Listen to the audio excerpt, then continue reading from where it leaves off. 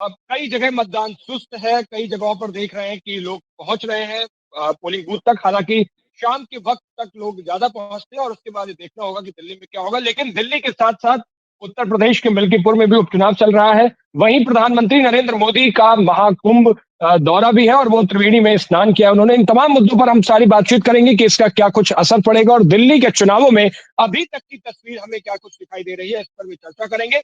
हमारे साथ वरिष्ठ पत्रकार संजय झा जी जुड़ेंगे हमारे साथ और उनसे इस पूरे चुनाव का जो अभी तक की पटकथा है, जो अभी तक का इसका असर है, क्या कुछ रहा, वो सारी चीजों पर चर्चा करेंगे। संजय जी हमारे साथ होंगे। बहुत बहुत स्वागत है सर हमारे साथ जुड़ने के लिए। Thank you.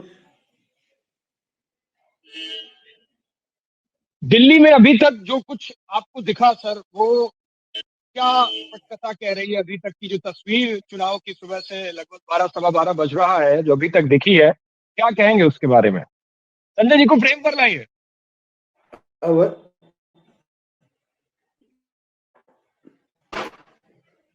उज्जवल जी, आपका बहुत बहुत जी आपकी नमस्कार, धन्यवाद। आवाज आ रही है और जी। जहाँ तक जहाँ तक चुनाव की हम्म बात है, तो फिलहाल हम्म जैसा हमने देखा है, हालांकि बहुत सारा जो अभी कार्यक्रम प्रधानमंत्री जी प्रयाग गए थे, तो प्रयाग को लेकर के हम्म दिल्ली के चुनावी कार्यक्रम को थोड़ा सा जो है साइडलाइन रखा गया। हालांकि अब तक की जो जानकारी मेरे मेरे पास है, उसके हिसाब से हम्म दिल्ली में 11 बजे तक लगभग 18% मतदान हुआ है। तो इसमें एक चीज देखने को मिली है कि जहां पे मुस्लिम वोटिंग एरिया है, उधर चुनाव का जो परसेंटेज है, जो मतदान की प्रक्रिया है, वो बहुत तेज गति से चल रही है। लोग लगातार वोटिंग करने के लिए आ रहे हैं। तो हमें ऐसा लग हम्म रहा है, जहां तक मेरी समझ है, कि दिल्ली अभी पुराने पैटर्न पे ही जा रहा है। पुराने पैटर्न से मेरा मतलब है कि जो पिछले साल, पिछले चुनाव में जो था, हम्म केजरीवाल की आम आदमी पार्टी हावी रही थी, तो अभी तो ऐसा ही लग रहा है कि संभवतः केजरीवाल यानी आम आदमी पार्टी के पक्ष में हम्म मतदान जा रहा है अभी तक के हिसाब से। जी जी। अच्छा संजय जी, एक तस्वीर और जो अभी दिल्ली के चुनावों में हमने जो देखी है, एक एक कई सारे सवालों को लेकर के, हालांकि अब तो जनता अपना लोगों के प्रत्याशियों की किस्मत का फैसला ईवीएम में कैद कर रही है धीरे धीरे।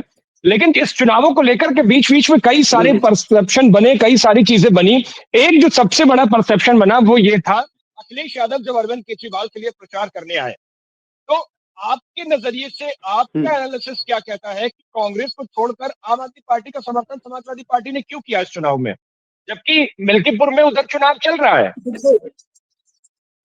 हाँ, ठीक ठीक, आप सही कह रहे हैं। मैं जी अखिलेश यादव जी की बात कर रहा हूँ कि उन्होंने आम आदमी पार्टी जी। का समर्थन क्यों किया है। अखिलेश यादव हम्म जी चाहते हैं कि दिल्ली में भाजपा हारे। हम्म और अब तक जो पिछले 2 सालों, 2 चुनावों का आप देखें, तो दिल्ली में आम आदमी हम्म पार्टी ने भाजपा को जबरदस्त फाइट ही नहीं दी, बल्कि अपनी दोबारा हम्म अपनी जो सरकार है बना के उन्होंने एक जो है मिसाल पेश किया। और खास करके हम्म जब दिल्ली में प्रधानमंत्री नरेंद्र मोदी जी, केंद्रीय गृह मंत्री अमित शाह जी जैसे दिग्गज चुनावी मैदान मैदान में भाजपा के पक्ष में चुनाव लड़ हम्म रहे हो, अरविंद केजरीवाल जी को टक्कर दी, तो अखिलेश यादव जी हम्म ये मान रहे हैं कि दिल्ली के चुनाव में हम्म अगर भाजपा को कोई टक्कर दे सकता है तो आम आदमी पार्टी है। हम्म और आम आदमी पार्टी ने हम्म इसको साबित भी किया है पिछले दोनों चुनाव में। तो चूंकि कांग्रेस हम्म जो वोट है, जो एंटी बीजेपी वोट है, वो वोटर जो बीजेपी हम्म को वोट नहीं करते हैं, वो वोट आपस में हम्म ना बटे और इस तरह से ना हम्म बटे कि आम आदमी पार्टी हार जाए और कांग्रेस को भी फायदा ना हो, इसलिए उन्होंने आम आदमी पार्टी हम्म को चुना है। और ये उनका चुनाव मुझे लग रहा है कि वो गलत नहीं है। अगर बीजेपी सामने हम्म टारगेट में है, अखिलेश यादव जी ने हम्म सही कदम उठाया है कांग्रेस को पक्ष ना दे करके इसका पक्ष लेना, आम आदमी पार्टी का पक्ष लेना, और यही होने वाला है। और अच्छा, इसका असर कुछ मिल्कीपुर पे पड़ेगा? मिल्कीपुर में बहुत ज्यादा असर पड़ने वाला नहीं है, क्योंकि देखिए ऐसा है कि पब्लिक भी बहुत कुछ समझ रही है। पब्लिक को पता है कि हम्म अखिलेश यादव जी क्या चाह रहे हैं। भाजपा जो भी नैरेटिव सेट करे इसे लेकर के कि इंडिया गठबंधन में फूट है, इंडिया गठबंधन आपस में एक दूसरे को जोड़ के नहीं रख पा रहे हैं वहां के नेता। लेकिन हकीकत ये है कि राहुल गांधी भी समझ रहे हैं कि दिल्ली की स्थिति क्या है, उनको लड़ना है, क्योंकि पंजाब में केजरीवाल जी ने उनका आपने देखा ही है क्या हाल किया। तो राहुल गांधी अपने आप को, अपनी पार्टी को, अपने संगठन को बचा के रखने के लिए वो लड़ाई लड़ रहे हैं, लेकिन हकीकत उनको भी पता है। और अखिलेश यादव जी अगर उनके पक्ष में नहीं है तो ये भी राहुल गांधी जी जानते हैं कि क्या इसका मतलब है। और जनता, जहां तक वोटर की बात है, मिल्कीपुर, आप दिल्ली से अगर मिल्कीपुर चले तो वहां वोटर बिल्कुल भाजपा और उसके बीच में है, सपा के बीच में, उसमें कांग्रेस का कोई वहां भी दखल नहीं है, कोई फर्क नहीं पड़ने वाला है। अच्छा संजय सर, चुनाव से इतर सारी बातें तो हुई, मुझे ये बताओ, आपने ये जो 27-28 दिन का प्रचार देखा जब से अधिसूचना जारी हुई और चुनाव आयोग ने प्रेस कॉन्फ्रेंस की थी, उसके बाद से आपको दिल्ली के चुनाव में प्रचार में सबसे ज्यादा 21 कौन लगा अब तक?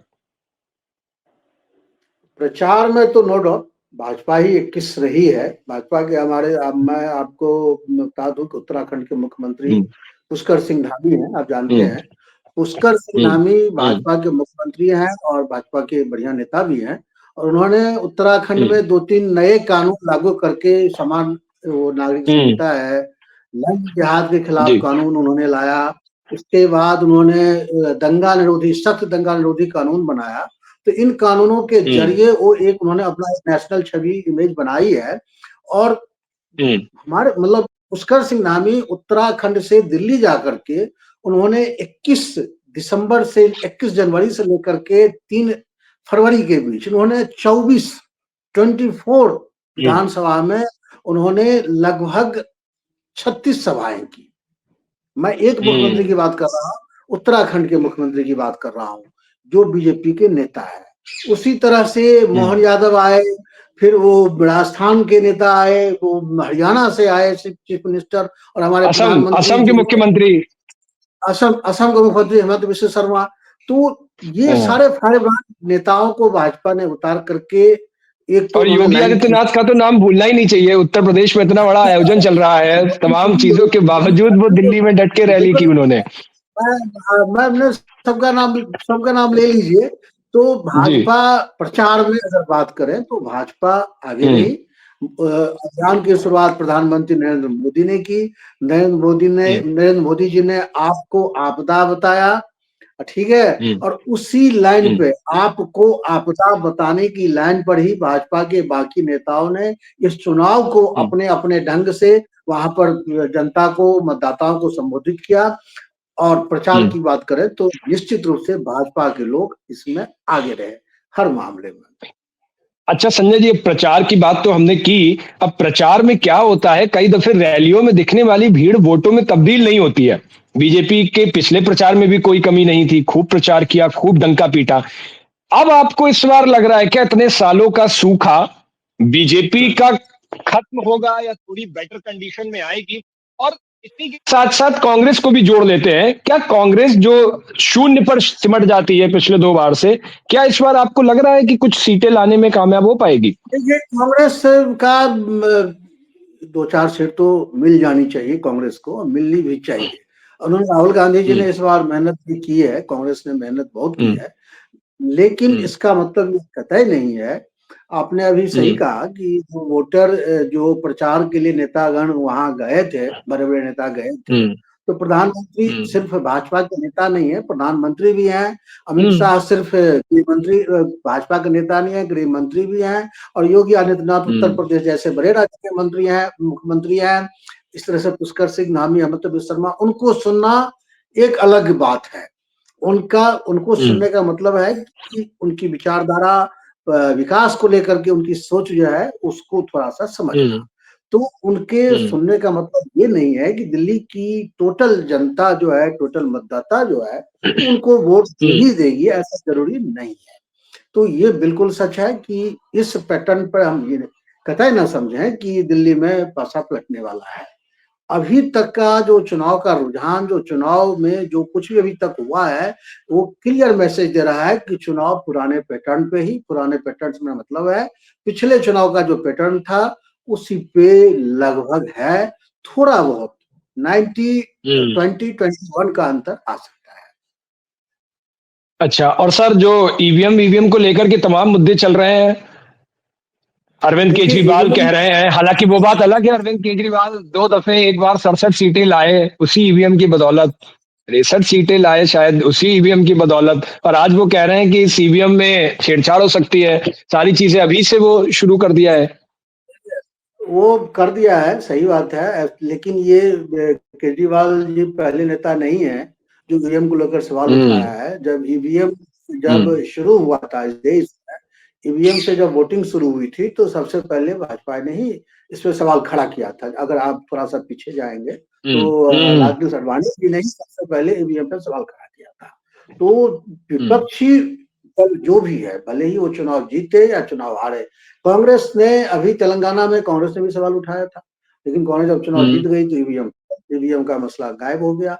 तो ये जब तक ईवीएम से चुनाव करवा लो, चाहे बैलेट पेपर से चुनाव करवा लो, विपक्ष के लोग जो हैं वो उस पर सवाल उठाते रहेंगे, और ये ऐसा नहीं है कि ये खत्म होने वाला कभी है, ये हमेशा चलता रहेगा। तो उससे कुछ मतलब होता नहीं है। ये वैसा ही रहेगा, जो जीतेगा वो लोकतंत्र की दुहाई देगा और जो हारेगा हाँ, वो सवाल खड़े करेगा ही करेगा। खासकर विपक्ष में। अब अगर केजरीवाल जी चुनाव, हम्म। पिछले आपने ही कहा कि पिछले बार भी उन्होंने सवाल उठाया था, जब वो चुनाव जीत गए तब ईवीएम का सवाल हम्म। उन्होंने क्यों नहीं उठाया? तो ये एक हम्म। सेफ साइड लेकर के नेता लोग चलते हैं। पार्टी, विभिन्न पॉलिटिकल पार्टीज जो है, एक सेफ साइड लेकर चलते हैं कि जब हम हार जाएंगे तो जनता से हम क्या कहेंगे। तो देखो अब जी, हमने तो पहले बता दिया था कि ये जो है ईवीएम में गड़बड़ होगा, तो वो हो गया। तो ये हम्म। उन्होंने अपने आप को एक, है ना कि एक वो ले रखा है, सेपरेशन ले रखा है कि हमने पहले बता दिया था, लेकिन इसका कोई मतलब नहीं है। अगर वो हारेंगे तो ये नहीं होगा कि ईवीएम के कारण हारे हैं, इसका मतलब होगा कि जनता ने उनको वोट नहीं दिया है। और जहां तक ईवीएम की बात है, आ, मैं आपको जी। अपना अनुभव बता रहा हूँ हम्म। कि ईवीएम में हम्म। हमें इस बात की कोई जानकारी नहीं है कि ईवीएम में छेड़छाड़ हो सकती है या नहीं हो सकती है, लेकिन इतना मैं जरूर कहता हूं कि आप किसी भी छेड़छाड़ में 2 से 3% का तो अंतर कर लेंगे, लेकिन जब पब्लिक उलट के आती है, समझ रहे हैं ना, हम्म। तब आप ईवीएम के आप कुछ भी कर लो, फिर आप पब्लिक के नैरेटिव को नहीं बदल सकते।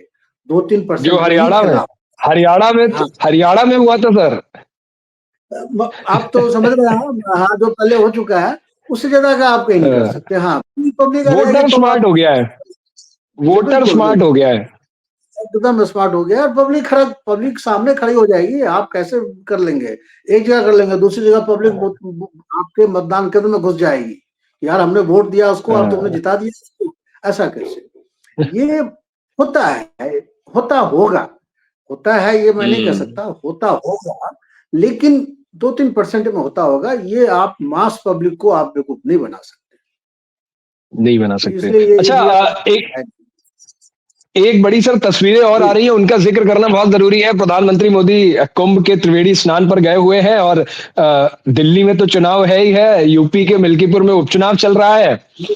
क्या इसका असर कुछ देखिए पड़ेगा देखिए इधर दिल्ली में? देखिए प्रधानमंत्री का ये पहला दौरा नहीं है।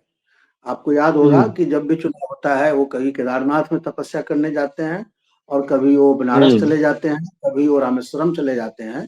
तो चूंकि हम्म। प्रधानमंत्री का जो प्रधानमंत्री भाजपा, भारतीय जनता पार्टी को बिलोंग करते हैं, और भाजपा का हम्म। हिंदुत्व एजेंडा जो है वो आपको पता है।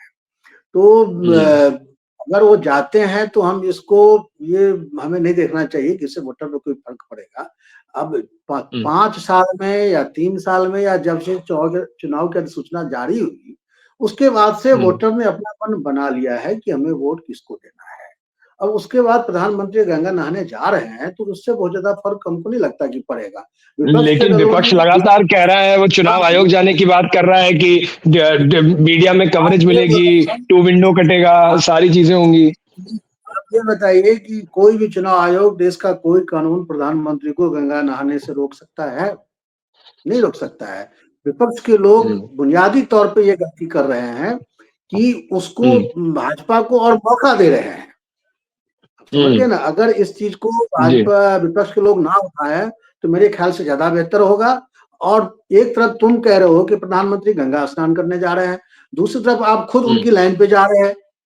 आप ये देखो पिछले कुछ सालों में हमारे विपक्ष के जो नेता हैं उनमें भी ये होड़ लगी है, और वो भी ये साबित करना चाह रहे हैं कि मैं भी हिंदू हूँ। वो कभी वो भी तो जा रहे हैं गंगा स्नान करने के लिए, वो भी तो जनेऊ पहन रहे हैं, वो भी तो मंदिर में जा रहे हैं। भाई आपको क्या जरूरत है ये दिखाने की? अरविंद आप हिंदू केजरीवाल हैं। सुबह सुबह गए आज हनुमान मंदिर। अब वही मैं कह रहा हूँ, तो आपको क्या जरूरत है? अगर आप ये दिखाने के पीछे पड़ जाएंगे, इसका मतलब ये है कि आप उस नैरेटिव पर चल रहे हैं जो भाजपा ने सेट किया है। और आप मंदिर जाकर के भाजपा से बड़े हिंदुत्ववादी नहीं हो सकते। वो काम भाजपा को करने दो, आप दूसरी लाइन पकड़ो भाजपा को मात देने के लिए। मंदिर में जाकर के आप भाजपा को मात नहीं दे सकते। लेकिन ये लेकिन कांग्रेस ने, संजय, जो आप कह रहे हैं वही तो काम कांग्रेस ने कर रखा है। उसने अपनी अलग लय पकड़ रखी है, लेकिन उसमें फायदा कहाँ मिल रहा है? लेकिन वो ठीक से नहीं पकड़ पा रहे हैं ना, फिर मंदिर क्यों जा रहे हैं? आप उसके मंदिर जाने का सवाल क्यों उठा रहे हैं? भाजपा के नेता अगर मंदिर जा रहे हैं तो सवाल मत उठाओ। उससे क्या होगा कि जो कुछ, देखिए इस बात तो मानना पड़ेगा कि इस देश में 45% मतदाता ऐसे हैं जो हिंदू को ध्यान में रख करके वोट करते हैं। आप ऐसे लोगों को क्यों नाराज कर रहे हो? प्रधानमंत्री को हिंदुत्ववादी विदा करके, प्रधानमंत्री के मंदिर जाने पर सवाल खड़ा करके आप उस मतदाताओं को मत नाराज करो। उसको न्यूट्रल है, वो उसको वोट करने दो। ऐसा करके आप अपने पैरों पे खुद कुल्हाड़ी मार रहे हैं, ये मेरा मानना है। क्या आप ये बताइए, इस देश के मतदाता पहले हिंदू नहीं थे? उसमें भी तो कांग्रेस को वोट मिलता था, उसमें भी जनसंघ पार्टी थी। तो राइट, इसका राइट, मतलब राइट। ये है कि आपको हिंदुत्व पे वोट नहीं मिला, आपको डेवलपमेंट पे वोट मिला। और अब आप उस नैरेटिव पर जा रहे हैं जो भाजपा सेट कर रही है, और इस कारण आपको नुकसान उठाना पड़ रहा है। समझ गए? मेरा ये मानना है कि कांग्रेस जी। को अपनी लाइन पकड़नी चाहिए, अपनी लाइन पर चलनी चाहिए। धर्मनिरपेक्षता की जो कांग्रेस की लाइन रही है, वो बार बार उस लाइन को छोड़ रही है। मैं एक चीज और बता रहा हूँ यहाँ पे, धर्मनिरपेक्षता का मतलब ये तय नहीं होता है कि मुसलमानों की तरफदारी करना। कांग्रेस यहाँ भी ये गलत, बुनियादी गलतियां कांग्रेस जो कर रही है उसमें ये भी है कि मुसलमान के किसी भी एजेंडे का पक्ष लेना धर्मनिरपेक्षता नहीं है। मुसलमान अगर सही है तो सही है, और गलत है तो आपको ये कहने का साहस आपको जुटाना पड़ेगा कि यहाँ पर आप गलत हैं। धर्मनिरपेक्षता का मतलब ये होता है, ये नहीं कि मुसलमान जो करते हैं, जो बोल दिया उसी को आप समर्थन कर दोगे। यहाँ भी कांग्रेस के नेता गलत कर रहे हैं। अच्छा ये संजय जी, मेरा आपने मुस्लिमों का जिक्र किया, माइनॉरिटीज का जिक्र किया। दिल्ली का क्या मिजाज लग रहा है आपको, अगर आपने क्लियरली ऑब्जर्व किया हो? दिल्ली दिल्ली के का मुसलमानों का क्या क्या रुझान है? मैंने यूपी में भी मैं रहा हूँ। यूपी के जी। सहारनपुर, मुजफ्फरनगर, मेरठ, बुलंदशहर में मैंने चुनाव कंप्लीट किए है, और देहरादून में, जी। उत्तराखंड में भी किया है, और दिल्ली में भी मैं पहला वोट मैंने दिल्ली में ही डाला था जब मदन लाल खुराना जिस बार चीफ मिनिस्टर बने थे। आज से 93 92 की बात है, ठीक से मुझे याद नहीं आ रहा है समय। जी। तो मैं ये आपको मुसलमान वोटरों की बात बता दूं, मुसलमान कांग्रेस को वोट नहीं करते। मुसलमान उस पार्टी को वोट अच्छा। करते हैं जो भाजपा को हराने का दम रखती है। आप चाहे इस वो बात यूपी को हो चाहे मान वो सकते दिल्ली हो, लगभग यही हर जगह का हाल है। मैं पूरे हिंदुस्तान की बात बता रहा हूँ।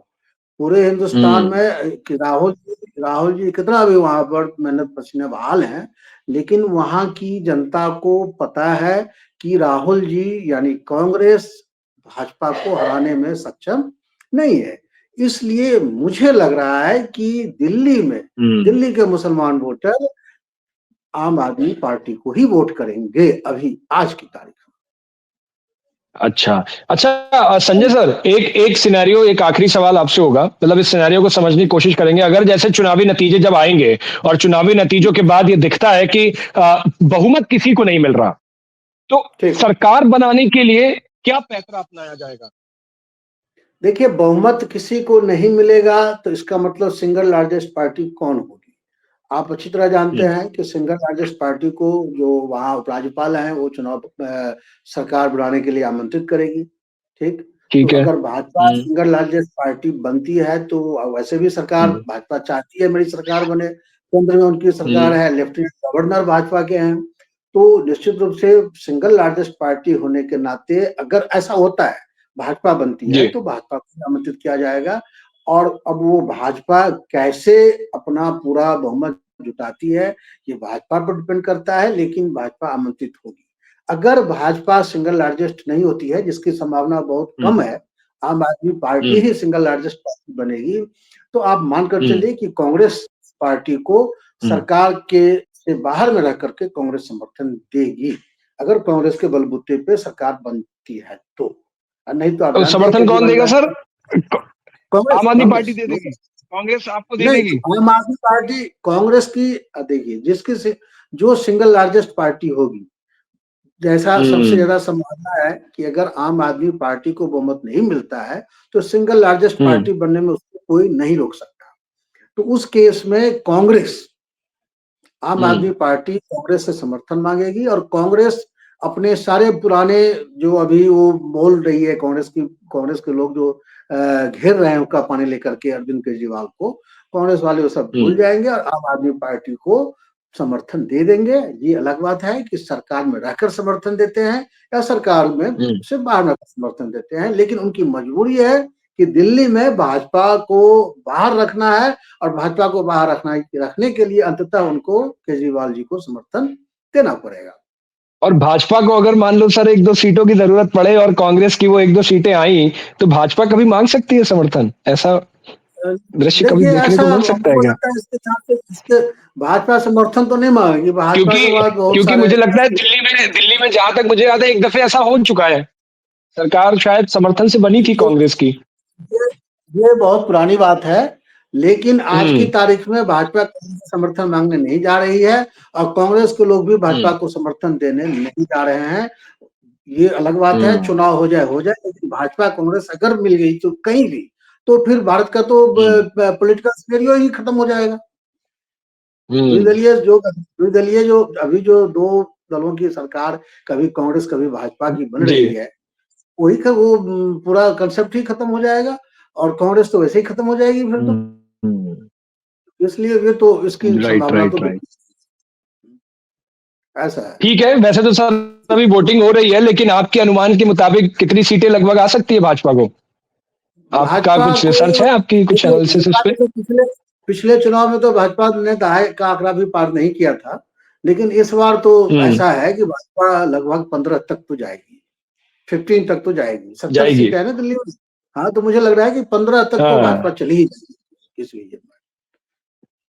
बस 15? वो तो बहुत बड़े बड़े वो बता रहे हैं। और आम आदमी पार्टी का? आम आदमी पार्टी का तो 50-55 तक तो रहेगा। जो केजरीवाल जी ने जो कहा ना, जिसको भाजपा के लोग कह रहे हैं उनकी हार बता रहे हैं, वो केजरीवाल का अनुमान मेरे हिसाब से बिल्कुल सही है कि वो 50-55 से आगे नहीं बढ़ रहे हैं। और बाकी कांग्रेस को समझ लीजिए मिल जाएगी 2-4-5 सीट मिल जाएगी, 2-4 सीटें। इसमें थोड़ा बहुत अंतर तो मतलब आपके मुताबिक मजबूती से अभी केजरीवाल दिख रहे हैं। लेकिन मैं सर ये मानता था केजरीवाल शायद अपने जीवन का बहुत मुश्किल चुनाव ये लड़ रहे हैं अभी तक के पॉलिटिकल सिनारियो में देखें तो। उज्जवल जी, 10 साल की एंटी इनकम्बेंसी का डर, शीश महल जैसे तमाम बड़े आरोप। शीश महल की जो बात है, ये भाजपा का नरेटिव। आपको पता है कि जब कोरोना इस देश में चल रहा था, तब आपने अरबों का सेंट्रल विस्टा बनवाया। उसी कोरोना के दौरान आपने सरकार ने अपने लिए 8,000 करोड़ का हवाई जहाज खरीदा, बनवाया प्रधानमंत्री जी के लिए। तो क्या वो लोग भूल गए? अगर वो देश की जरूरत थी तो एक मुख्यमंत्री का आवास बढ़िया सा हो, ये कहां से गलत है? आप बताइए। लेकिन मुद्दा उठाया ना सर भाजपा ने लोगों के कानों तक पहुंचाया इसको। और भाजपा क्या, कांग्रेस ने भी इसको पकड़ा। राहुल गांधी ने कई रैलियों में जिक्र किया शीश महल का।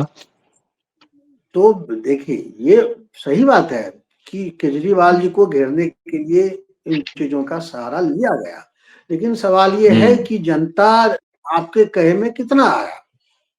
आपके कहे में उस जनता को ये पता नहीं है कि आपने क्या क्या किया। आपने भाजपा ने हर जिले में, जब से भाजपा की सरकार बनी है देश में, भाजपा ने हर जिले में, हिंदुस्तान के हर जिले में अपने लिए पार्टी का जो दफ्तर बनाया है, वो आलीशान दफ्तर बनाया है। दिल्ली में भाजपा का दफ्तर देखिए कितना आलीशान बना है। तो क्या जनता इस बात को नहीं समझती है कि ये चुनावी हथकंडे हैं? और इसका बुनियादी चीज ये है कि आप प्रदेश की या देश की जनता को 3 चीजें आप दे रहे हैं कि नहीं दे रहे हैं, शिक्षा और स्वास्थ्य और रोजगार, ठीक? तो उस पर ठीक है। बात करिए, जनता उस पे बात करती है। और ये बात तय है कि अरविंद केजरीवाल का जो मोहल्ला क्लिनिक था वो बहुत क्लिक हुआ। शिक्षा को लेकर के दिल्ली के जितने भी स्कूल हैं, जो सरकारी स्कूल हैं, वो भारत हम्म। के किसी भी राज्य के सरकारी स्कूलों से उसमें जो पढ़ाई का जो स्टैंडर्ड है वो अच्छा है। क्या आप दिल्ली में रह रहे हैं, इस बात को आप मानते हैं कि नहीं मानते? जी। मैं तो अब दिल्ली में नहीं रहा हूँ, मैंने पढ़ाई दिल्ली से की है, हमारे कई मित्र दिल्ली में नहीं, टीचर हैं। आप देखिए ना सर, कितनी बुराई कर ले, लेकिन आज जो कई पोलिंग बूथ बने हैं, वोटिंग बने हैं, वो सारे उन्हीं स्कूलों में बने हुए हैं। तो बनेगा ही। आप देखिए तो ना, मैं यही कह रहा हूँ कि क्या जनता इन चीजों को नहीं देख क्योंकि रही है? वहां पे सुविधाएं मिल रही हैं, वहां पे कैमरे लग सकते हैं, लगे हुए हैं, वहां पे सारी तभी बुनियादी तभी तो रिसोर्सेज जो चाहिए तभी चुनाव तो आयोग को एक उसकी प्रक्रिया में होता है, वो मिल रहा है। तभी तो आपने वहां पर बूथ्स बनाए। तो इन चीजों को हम्म। जनता मेरे ख्याल से समझ रही है। और बाकी देखिए, बाकी जनता का मिजाज है, जनता का मिजाज कब कहाँ और किस ओर हो जाए, किस बात पे जनता किस तरफ रुख कर ले, ये तो थोड़ा कहना मुश्किल होता है। अब 90s के दशक पे बीबीसी की एक न्यूज मैं सुन रहा था। बीबीसी जी। में का वो पंकज राणा थे, जो उन्होंने वो न्यूज पढ़ रहे थे, तो उन्होंने कहा कि भारत के मतदाताओं हम्म। का मिजाज भापना बहुत मुश्किल है। प्रधानमंत्री जब बीपी हम्म। सिंह जब प्रधानमंत्री इस बार बने थे, उस बार की बात मैं बता रहा हूँ। बीबीसी के रिपोर्टर ने कहा था कि भारत के मतदाताओं का मिजाज भांपना बहुत मुश्किल है, और क्योंकि हम्म। उस बार कांग्रेस पूरी तरह से हार गई थी। तो वो तो है, लेकिन जो कुछ भी अब तक दिखा है उसमें केजरीवाल सिंगल लार्जेस्ट पार्टी तो कम से कम केजरीवाल जी की पार्टी बनेगी ही बनेगी, ऐसा मेरा मानना है। बाकी मैं भविष्य दृष्टा नहीं हूँ। जी। ठीक है सर, बहुत बहुत शुक्रिया, आपने आपने अपना कीमती वक्त दिया, और चुनावों को लेकर के जो चर्चा हुई, जो इसको लेकर, हालांकि अभी मतदान चल रहा है और तमाम काफी सारी चीजें हैं अभी देखने को मिलेंगी, क्योंकि वोटिंग का एक दिन पहले और वोटिंग वाला दिन बहुत इंपॉर्टेंट होता है, और 6 बजे के बाद हम्म। कैद हो जाएगी ईवीएम में प्रत्याशियों की किस्मत। उसके बाद 8 को जब मतगणना होगी, नतीजे आएंगे, पता लगेगा दिल्ली के सिंहासन पर कौन जी, बैठने वाला है, सत्ता किसके हाथ में होगी। संजय सर, बहुत बहुत शुक्रिया आपका। तो आप भी मतदान करने जरूर पहुंचिए, अगर अभी तक आप नहीं निकले हैं तो शाम 6 बजे तक मतदान करना है, और जितनी जल्दी आप पहुंच जाएंगे उतनी जल्दी लाइन में भीड़ भाड़ से बच जाएंगे। तो भारत एक्सप्रेस बिल्कुल की बिल्कुल आपसे ये बिल्कुल। अपील है कि अपने नजदीकी जो भी मतदान केंद्र हो आपका, अगर आपके पास वोटर आईडी कार्ड नहीं है और आपका वोटर लिस्ट में नाम है, तो चुनाव आयोग की ओर से 12-14 ऐसे पहचान पत्रों की लिस्ट जारी की गई है। आधार कार्ड अमूमन सभी के पास होता है, उसको लेकर के जाइए,